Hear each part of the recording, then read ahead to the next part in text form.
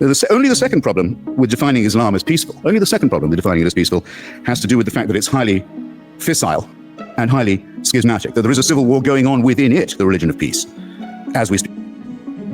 Dude, there is a civil war going on within the religion of peace between Shia and Sunni. I imagine there's probably other ones too.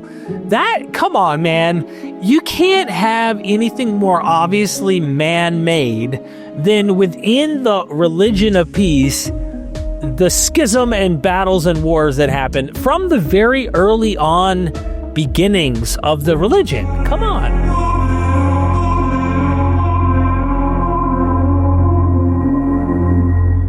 Is Islam a religion of peace? The legendary God-slayer Christopher Hitchens and Tariq Ramadan debate, is Islam a religion of peace? I have it sped up to 1.5 speed, so we aren't wasting any time, and I hope you understand we're starting from the beginning. Let's get this party started. 6 days after the September 11th terrorist attacks, it was President Bush who went to the Islamic Center of Washington, D.C., and proclaimed that Islam is a religion of peace. At the time, the remark was barely a cause for controversy. Instead, it was greeted by most as a call to civility, a note of sanity, a warning to fanatics who might consider taking revenge on some innocent Muslim women shopping for groceries in a headscarf. But now, 9 years later, President Bush is widely accused, in retrospect, of having succumbed to a momentary case of political correctness. Yeah, America went through quite a phase with Islam in terms of being concerned that more terrorism and stuff was going to happen. Many people now believe that his Islam is peace remark was born either of ignorance or of expediency. It did not even take another successful act of terrorism to set off the season we just lived through, the endless summer of holy war. The instigation was a proposal to build the mosque at Ground Zero, or if you prefer, the mosque at the old Burlington Coat Factory in the financial district. What ensued was nothing less than a referendum on Islam. My work means that I travel around the United States asking total strangers a lot of nosy questions about religion. I've found that this question, is Islam a religion of peace, more than any other, is now the one on people's minds. Well, go figure, right?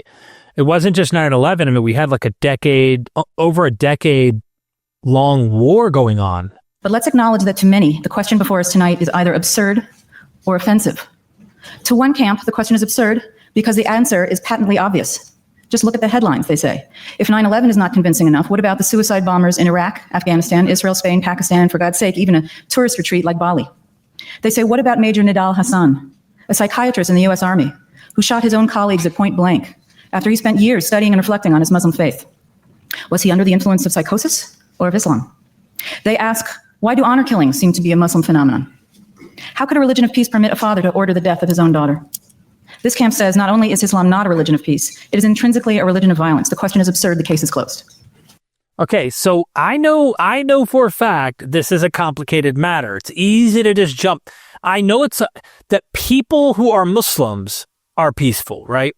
There are lots of peaceful Muslims. Really, you got to get that out of your head. You can't just jump to, are Muslims peaceful? Well, duh. Like, yeah, there might be, imagine there's a crazy cult that has some like insane teachings. Not everyone's going to keep those teachings. Not everyone's going to follow. It's like the reverse with Christianity, for example. When you talk to Christians and you bring up the violence that Christians have performed, you can't go back to the teachings of the Gospels or Jesus himself and extrapolate that Jesus taught those things, right? But can you do this with the Quran and the Hadith? Can you do this with the religion of Islam while still seeing that many Muslims are good people? That's what we have in front of us, it sounds like. Yet there are others who consider the Islam and peace question not so much absurdly obvious as utterly offensive. This camp asks, how can you condemn an entire faith, a religion followed by nearly 2 billion people, because of the atrocities committed by its fringe extremists? They ask, why blame the faith, when the terrorists are clearly driven more by political ideology than by theology? Okay, so there's a lot here. Like, the environment that people are in and that are Muslims, that are specifically acting this way, is it because of political, geopolitical, and other factors and not just the religion? Or is there a combination of things going on and it doesn't have to be either or? Does it have to be the extreme? These are questions. we need to consider. So I don't want to hog up. I really have never seen this. I have never seen. Look, all these debates that I'm watching with you, I have never watched these debates. And the ones that I'll let you know, are typically Christian apologists debating with someone, say, Richard Dawkins or something like that. They ask, why do we not apply the same judgment reserved for Islam to other religions? Why didn't the ethnic cleansing of Bosnia-Herzegovina prompt widespread rumination on whether Serbian Orthodox Christianity is a religion of peace? When Roman Catholic priests... One could argue right now on what's going on in Russia with Ukraine and Russia as a religious war. I know they're fighting over land as well, but is it, the particular Christianity over there? And bishops were complicit in the genocide in Rwanda. The world did not blame Roman Catholicism, but the blame fell.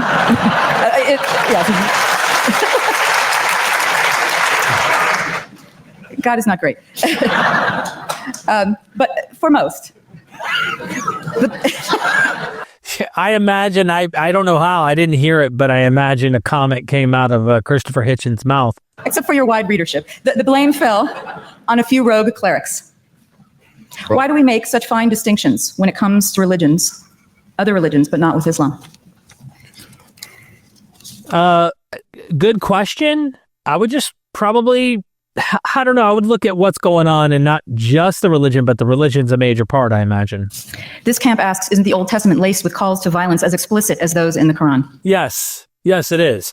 And in fact, we're seeing today how when geopolitical motivations take place and a holy war is happening with Israel-Palestine, the quoting from those passages do come out for the religious involved. Why do we explain away the warlike verses in Deuteronomy? By the way, this happened before this recent stuff. So there's been, back and forth wars and stuff, don't get me wrong, but like the recent scriptural quotations for the war between Israel and Palestine, you see what I'm saying? Leviticus as a product of their time and culture, when we do not excuse the sword verses in the Quran. Whether you think the question before us tonight is absurd or offensive, no matter which camp you're in or neither, or whether you think it's appropriate, I'm hoping that what we accomplish tonight is to cause every one of you at least one disconcerting moment in which the preconception you arrived with is shattered.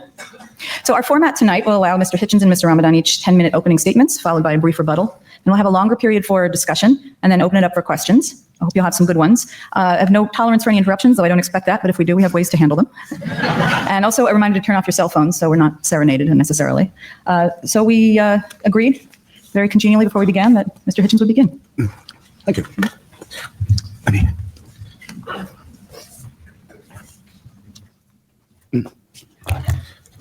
Assalamu alaikum. Shalom. Welcome back to the United States. Thank you, Laurie, for your introduction. Thank you very much, ladies and gentlemen, for coming. I have to be brief, so I'll be terse. Like a number of people who are students of religion, I've spent a lot of time lately, as you should if you have the opportunity, I recommend it very highly, with Professor Dermot McCulloch's History of Christianity. Marvelous work of scholarship and literature, written by a mainstream believer, extraordinarily broad and deep, in which he ponders one very important question, the only one I've got time for now. What happened to the word Christendom? Remember, there used to be such a term.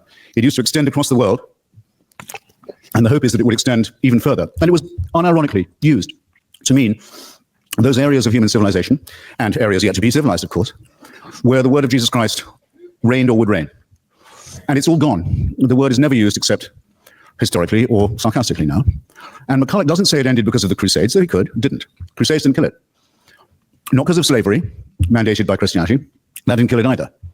Nor the mass murder of colonial subjects in the yet-to-be Christianized world. That wasn't sufficient. It didn't really end, he said, till 1914, when all the Christian empires of the world, Austria-Hungary, Germany, France, Britain, France is a slight exception to this, but only a slight one, and Russia, all of them commanded by Christian emperors, and calling upon their subjects as Christians, went to war with each other and very nearly destroyed the whole human civilization, and certainly reduced it to a point where we can't guess where we might be if it hadn't been for this extraordinary outbreak of barbarism. And out of that came the terrors of fascism and of Stalinism, of which it was the seedbed as well. I mention this partly because I want to maintain that there's no such thing as a religion of peace by definition. And second... Oh, okay. So he's even-handed here. He's laying out a scalpel on Christianity, and of course, when he comes for Islam, he's just being consistent. To point out that its best historian has to admit something that if I was a Christian would make me humiliated. But because there was another empire involved in that war, the Ottoman Empire, which also came to an end, its other name was the Caliphate, the Muslim Caliphate. It went to war on the side of German and Austrian imperialism and Hungarian imperialism. And it lost not just the war, having proclaimed a worldwide jihad against Christianity, except for German and Austrian and Hungarian Christianity, which were its allies. And it didn't just lose the war, but by 1924 had been dissolved by the Turkish leadership. That's wild. But it lost the caliphate. And that's the only one that still has supporters. The other Christian and religious empires have all gone. But the caliphate still has fans, not just in the Muslim world, sometimes referred to by Muslims as the Dar al-Islam, the House of Islam, but also in what some Muslims call the Dar al-Harb, the House of War, the part of the world that isn't yet Muslim. There are caliphate clubs in London now and Berlin and elsewhere, quite important ones. And what I want... This must be like a political Islamic movement that is literally attempting or wanting to conquer the world. To know is why that is, and what we should... Just like Christianity with its Christendom, like he said. But think about it. Believers in this fantasy have, Laurie's spared me the need to say much of this, have committed extraordinary atrocities in Istanbul, in Madrid, in India, in the Philippines, in Indonesia, and of course in our own fair city. And the pretexts for it vary. They can be, the excuse for the mass murder can be that Australia has helped East Timor become independent from Indonesia. They can be that Newsweek has printed a false story about the desecration of a supposedly holy book. You never know what it's going to be next. But everyone knows to be careful about it. And everyone understands that the threat of violence that backs it is believable. And that's my opening position. Now, you will say, I can hear it already being said, you may be saying it already to yourselves because the defense mechanisms kick in. And in any case, Laurie already said it for you. And I hope Professor Ramadan won't feel the need to say it again. But if he does, fair enough. You may say, that's not the real Islam. Those aren't real Muslims. Now, isn't that a fascinating... How many times do we hear that? Those aren't real Muslims. It's always this. In our last interview, notice I'm picking up new videos and responding. I've never seen a lot of these. Wood Dawkins was actually responding to the Muslim that was interviewing, debating him. That Muslim's like, no, those aren't real Muslims. They're not going to heaven. They're bad. It's like, really? So they're not real Muslims, but you are? Who says who's a real Muslim, right? So I mean, I hear it all the time. Fascinating objection. Is there anyone in this room, I exempt Professor Ramadan because it's his turn to speak next. Is there anyone in this room who would care to arbitrate that question? Who is to say? Where is the authority that defines who is the true son of the prophet or true interpreter of his work? Part of the problem to begin with, and it's part of the problem because it is a religion, is that it's perfectly true to say we don't know who the true Muslims are. How right that is, who does speak for it. Only the second problem with defining Islam as peaceful, only the second problem with defining it as peaceful has to do with the fact that it's highly fissile and highly schismatic, that there is a civil war going on within it, the religion of peace, as we speak. Dude, there is a civil war going on within the religion of peace between Shia and Sunni. I imagine there's probably other ones too. Come on, man. You can't have anything more obviously man-made than within the religion of peace, the schism and battles and wars that happen from the very early on beginnings of the religion. Come on. From an outside perspective, you have to grant that this is looks this way to us, right? You might still be convinced, but I'll pray for you. At least one civil war between the votaries of this religion of peace is already taking place, and some of it is exported outside that world into ours. Very salient fact. The first reason, though, is this. Islam makes very large claims for itself. Very large claims indeed. It claims to be the last and final religion, the last and final revelation. When you see bumper stickers, everyone says you can't reduce major things to a bumper sticker. It's not my idea to have bumper stickers saying Islam is the solution. It's a well-known slogan actually of parties associated with the Muslim Brotherhood. They say Islam is the solution for everything. It takes care of all your life and the one to come. Sexuality, political economy, banking, diet, relations with other religions, everything. It's a total solution. I mean, that's kind of what Judaism is, in a sense, for those who believe it and walk it. Everything from diet, sex, its traditions, its habits and stuff. And there are things it doesn't maybe cover, or the rabbis developed over time on how to address that weren't explicitly spelled out within their scriptures. But yeah, it's like an all-encompassing worldview. What is creepy about the word total? I hope I don't have to tell an audience like this. It's the first 5 letters of the word totalitarian. It's absolute. It's absolute. It's all-inclusive. It's unanswerable. And oddly, for a religion that makes such large claims, notice another thing about Islam, it doesn't particularly like having these claims questioned or scrutinized. In other words, as there is with all religions, an inverse relationship between the claims they make and the evidence they can produce for them. You must have noticed that. With Islam, a younger religion, and perhaps therefore more in its first flush, there's an extraordinarily strong willingness to say that any challenge to its absolutist claims is by definition profane.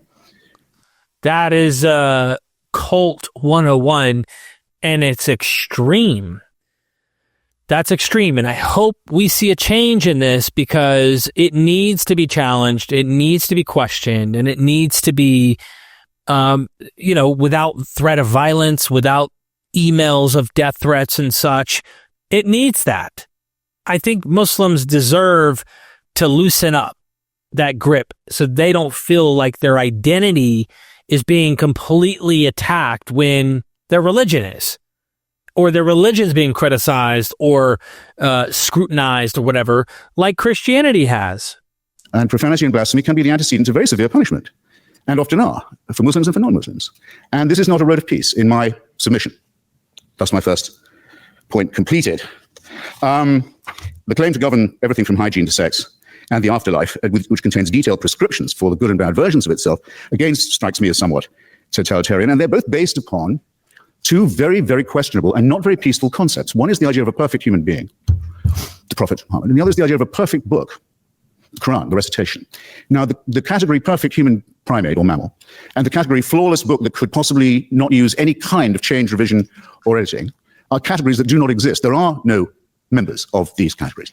Therefore, any challenge to this faith is bound to lead to heresy. Yeah, when your book is it, be all, it all, the whole nine, and your guy is the perfect example by which man should follow and behave, well, we have some stuff that tells us by early Muslims who are biographers of Muhammad and how he behaved and what he did. That's a once for all, forever standard by which people should follow. And that is also scary. And to schism, and does. And just as all forms of absolutism and totalitarianism, leader worship and revealed truth, unalterable text, always do, because they can break, perhaps, but they cannot bend. And thus the latent potential of violence between them, among them, as well as within them, is very great. And at any moment, someone is in danger of being accused of being an apostate or an unbeliever. This week, the Coptic Pope of Egypt, Pope Shenouda, who represents 10 million Egyptians, was hustled onto Egyptian TV. He's not asked on all that often. I don't think he was even asked on this time, and he was told he'd better come on. Why is the leader of Egypt's huge Christian minority suddenly compelled to make a TV appearance? Because one of his bishops had said in an interview that he thought that some of the verses of the Quran showed signs of having been added later on and to have been later accretion. And Pope Shenouda was forced on the television to say, it's not that didn't happen, it couldn't have happened. It shouldn't even be discussed. So that it has to be claimed even by non-Muslim subjects of a Muslim state that there is, after all, because no Christian claims this about the Bible anymore, no Jew claims it about the Pentateuch. After all, yes, there is just one book that's completely word and letter perfect from the first time it was not even written down, but recited. That's where the Muslim dilemma comes in. It's.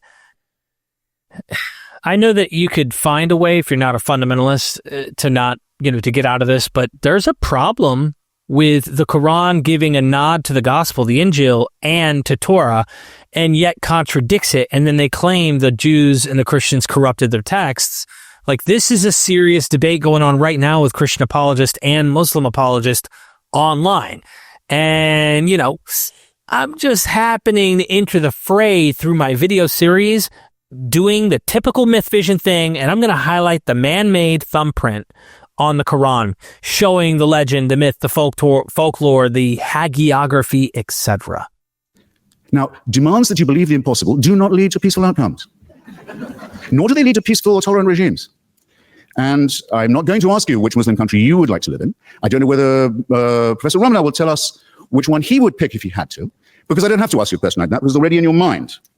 Can you wind up now? Yes, I can. I can, yes, and will. Shall we? Does the Quran tell you need to wind up? Totally kidding. In fact, sexual repression doesn't lead to peace. The idea that women are inferior to men is a profound cause of unease, let's say the least of it. All religions make some form of this claim. Islam seems to make it less apologetically than most. Claims that the world will come to an end in apocalyptic form, which will lead to the victory of one religion or another, are not peaceful either. It's possible, perhaps, I haven't exhausted all my remarks, The endless teaching of battle stories to children and the stories of lethal feuds from 7th century Arabia don't lead to peace, or the forcing of children to memorize and retell such stories by rote doesn't lead to peace either. It's arguable that peace isn't attainable at all.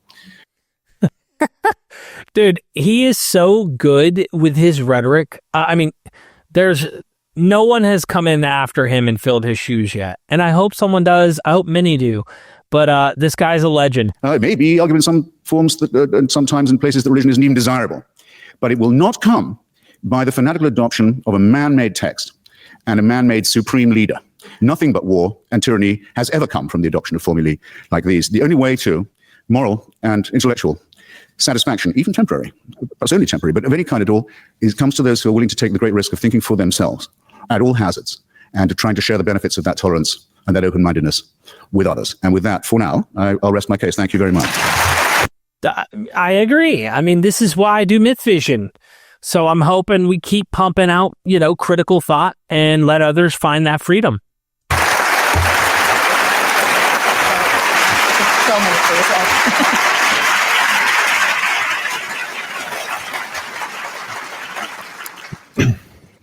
Thank you.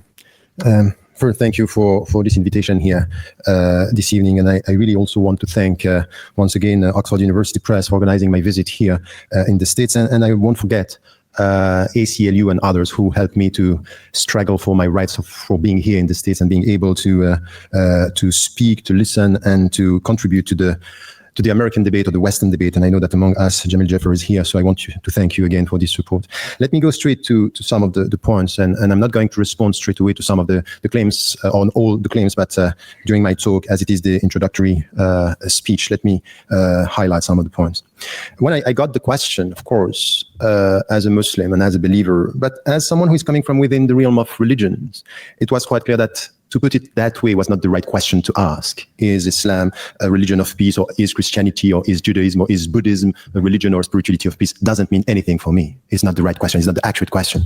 Not because I think that there is a good Islam and the right Islam, and there are people who are acting in the name of Islam who are not representing what Islam is. This is not my point. I never said that, by the way. But the point for me is really to try to deal with a phenomenon, with religion from within, and to try to understand the dynamics and to understand the trends and to understand the diversity. So just to essentialize one religion by saying it's all about war, it's all about peace. And even, Well, it doesn't have to be all about war or all about peace. There just needs to be enough of it to realize that it's clearly not keeping with its statement that it's a religion of peace.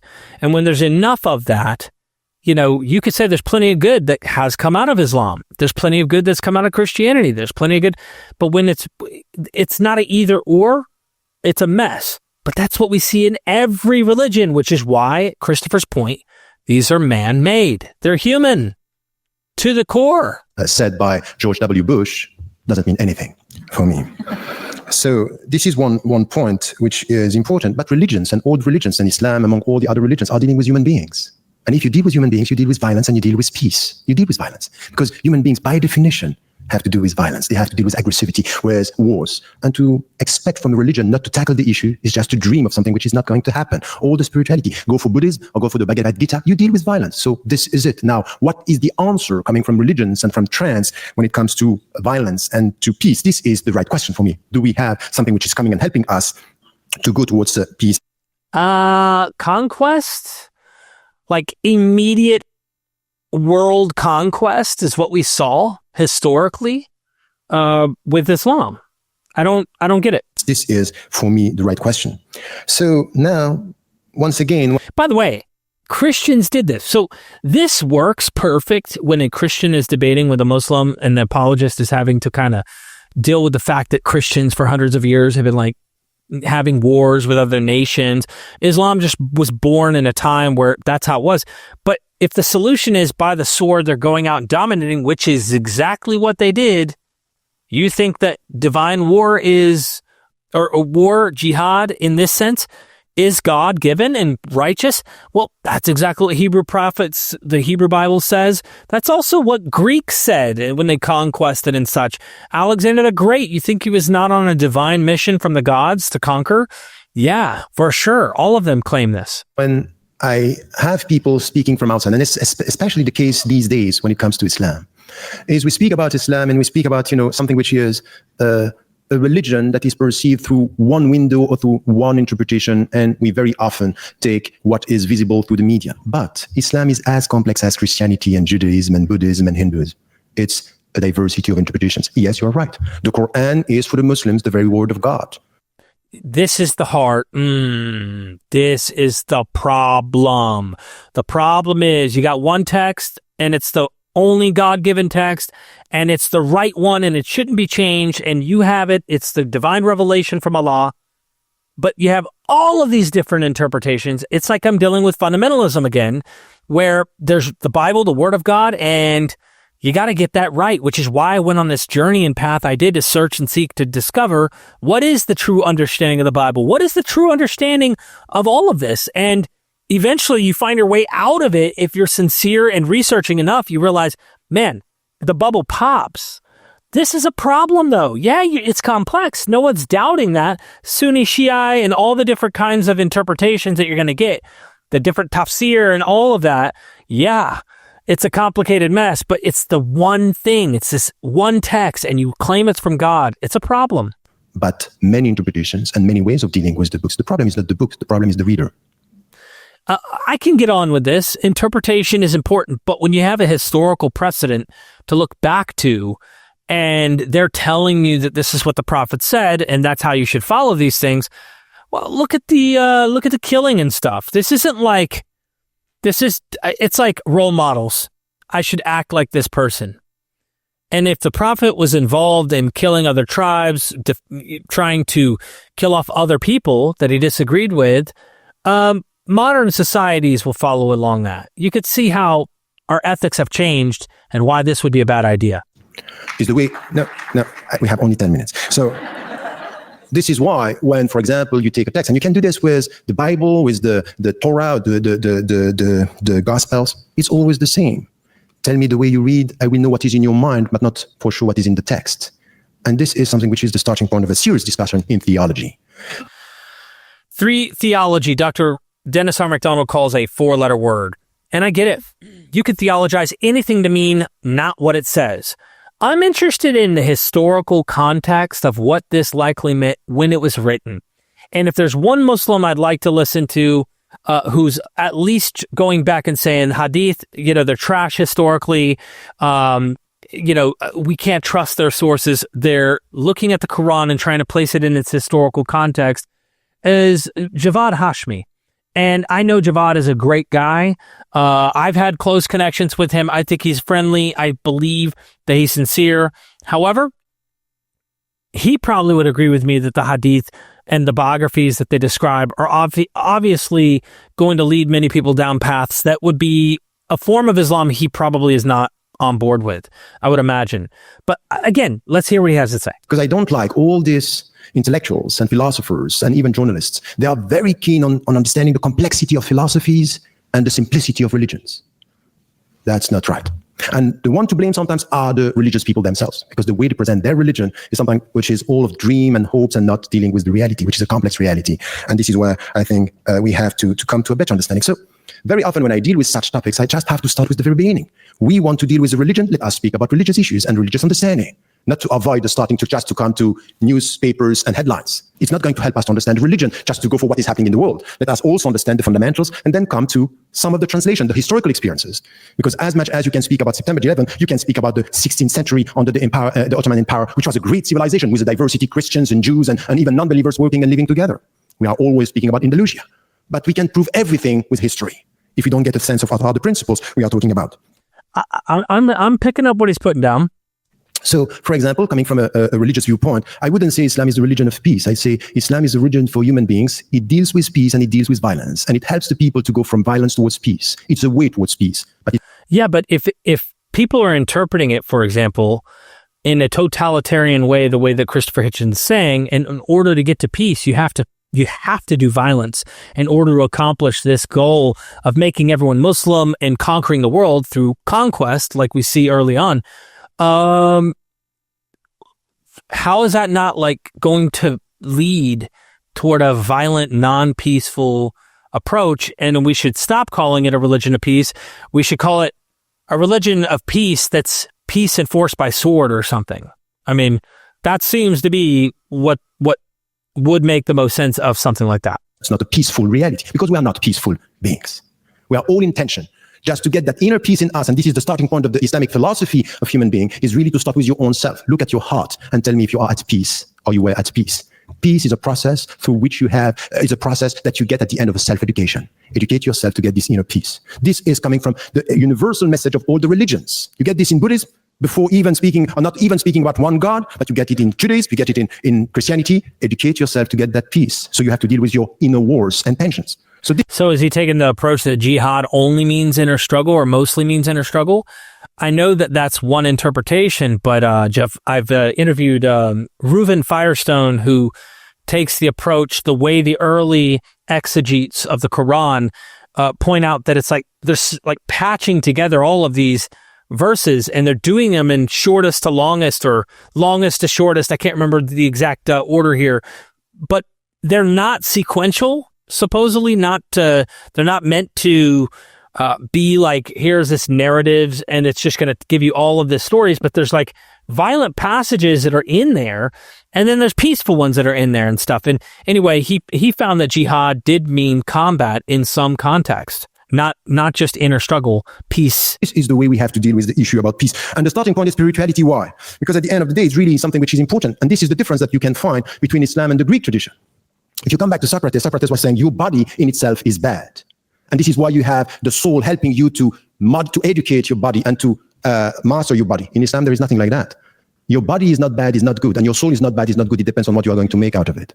It's your responsibility because you are free. Your dignity is in your freedom. Okay, there's already an interpretation from a Muslim giving his personal philosophy, you're free. But I know many Muslims who are fatalistic. They're determinists. They don't believe in free will, but it seems like a lot of apologists like to jump on the free will side and not just stick to the deterministic aspect and recognize that within their own philosophy. And you have to use your freedom to make it bad or to make it good. Take the good decision for your body, that's good. Make the bad decision, that's bad. So it's all a question of educating yourself with your own body. And it's exactly the same when it comes to the understanding of the world. So this way towards peace is based on education. It's based on a spiritual way of dealing with yourself. And you know what is the meaning of that? The very essence of what I'm just trying to translate now is jihad.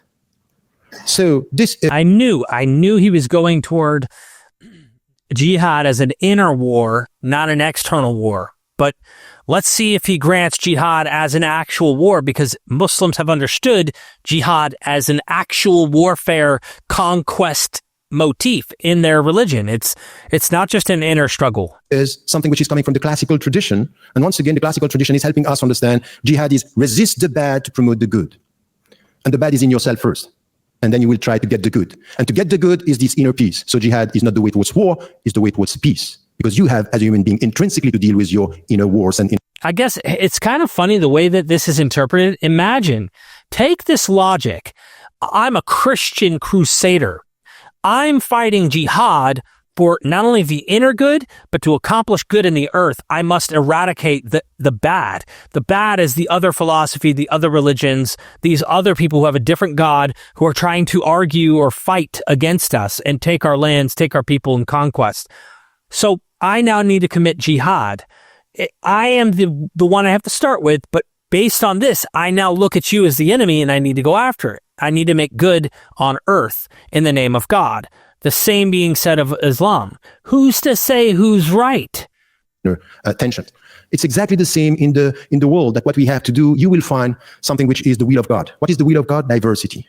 He made you tribes and nations in order for you to know each other. But you know the risk of diversity could be lots of knowledge and potential wars. So you have to educate yourself to live with other and with this diversity to know each other. So you can look at Islam saying, you know what Islam claims? It's the last and final religion. It's not enough to end with this sentence. The most important thing is what Islam is saying about the other religions. That you have to remove them from the earth? No. He made you tribes and nations in order for you to know each other. So respect the Christians, respect the Jews, respect the people who were before you. So it's a call towards respect. Look, this is a very, very nice Muslim man. Very kind, you can tell. But it's really like, does he realize how many Muslims in the world really don't take this interpretation? And it's not like a fringe, teeny-weeny sect with very small amount of followers that have ideas that are radical. It's a large chunk. to put the analogy bluntly, imagine if 40, 30%, I imagine, I don't have statistics in front of me, but I know it's a pretty good chunk of Muslims in the world. Imagine 20 to 30% of Christians in the world were Ku Klux Klan or some crazy, absolutely nutty, vicious kind of group that had the worst possible interpretations, right? And we were talking about the Ku Klux Klan or whatever the group is, and we were trying to point out this problem, and other Christians go, no, listen, let me explain to you what Christianity is. It would be a major problem still that needs to be addressed, and not just pretend like, hey, they got the right religion and our interpretation is correct, but to really call out and to stand against and oppose these things, but also recognize the flawed history within your own religion. Not only the civil wars, as Christopher brought up, but your own prophet and what happened very early on in the conquests of your religion. That needs to be factored in. That you find also in the text. So yes, you will have Muslims, they will take one dimension and interpret this as it is the final religion, we are not going to deal with all the others. But you cannot deny the fact that through history, Muslims, in many situations, in many historical situations, were dealing with this diversity, and we learned from the Middle Ages, and we learned from the Ottoman Empire that Muslims are able to deal with diversity and take from the Jewish tradition.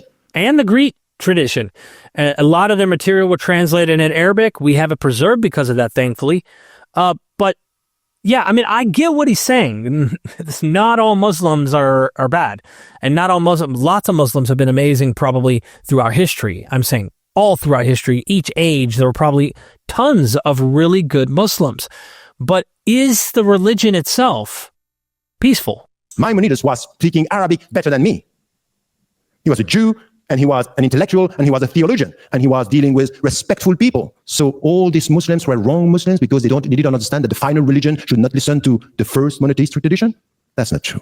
You can't reduce this in such a way. It's too simplistic to represent what a religion is and what a history and a historical experience is.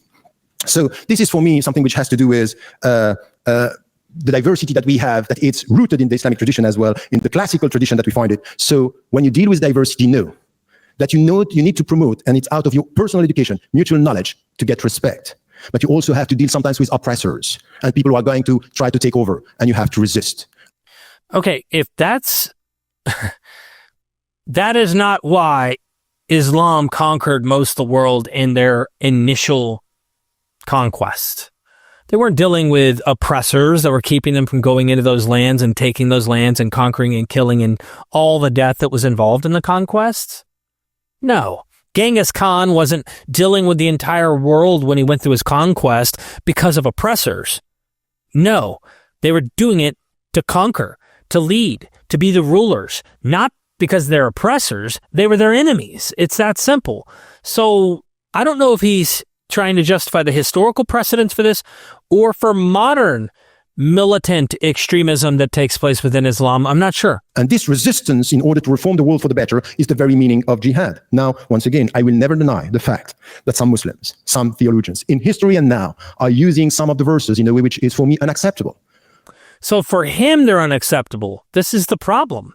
He might be the best Muslim on the planet right now, interpreting his scriptures in the beautiful, best, interpretation. I had one guy, a Quran onlyist, when I was doing a lot of these ex-Muslim phone calls, and he would come on and he goes, "No, it doesn't mean that. No, you can't, discipline your wife like that. You can't do this and that." And I'm like, sounds like you're a great guy.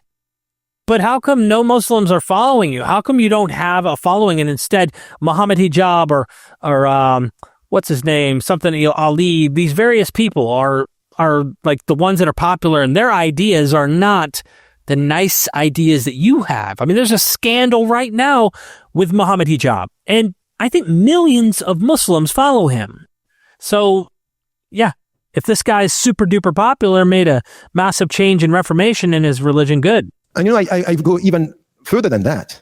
Just after September 11, when I was invited by Time, I came here and I was asked about this. I said, you know what? It's not only not good and not Islamic. It's anti-Islamic what they are doing. It's against my religion. Dude, isn't it amazing how you literally can have an opposite? And many Muslims will go, no. And they probably speak the Arabic language and know the Arabic language better than him, that are out there in the Middle East, for example, who do think that this is what their teaching of the religion is teaching. It's like if you asked a Jew about, the conquest of Joshua and the genocide, and they tiptoe around and they try to go, no, that's not at all. This is good. I'm going to explain to you why.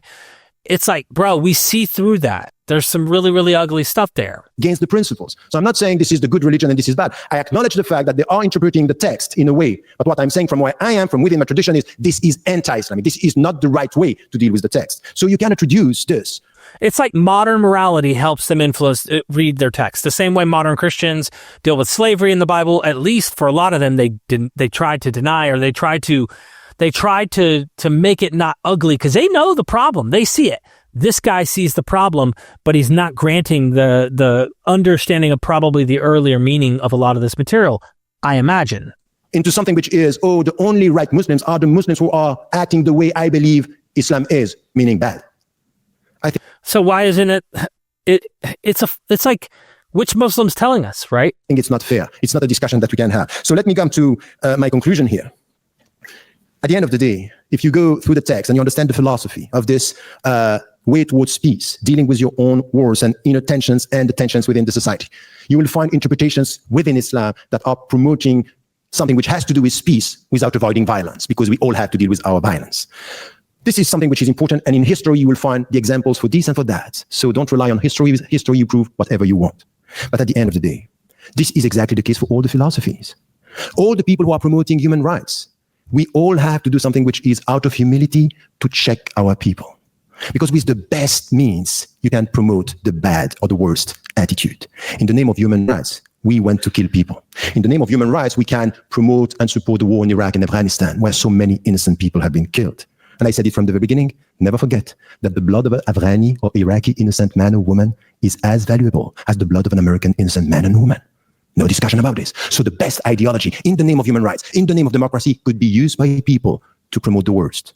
So let us be humble, instead of criticizing one religion and one ideology, to know that in our universe of reference, you will find people using our texts, our values, sometimes for the good and sometimes for the bad, sometimes for peace and sometimes for war, sometimes for dignity and sometimes for money, sometimes for protecting freedom and sometimes for geostrategic interests. It's not right to essentialize by saying, all the wars on human rights, for human rights, or all these philosophies are right or wrong, or promoting a philosophy or a religion of violence. I think that this kind of conclusion are very dangerous, because they don't give us the opportunity to find in any single religion, in any single philosophy, people of goodwill. These are the people who can talk to each other, understand each other, and make it possible to live in diversity and in mutual respect. Thank you. Okay, ladies and gentlemen, I wanted to let him finish that because he's right that you could find good and bad in all of it. Okay, we could find common ground.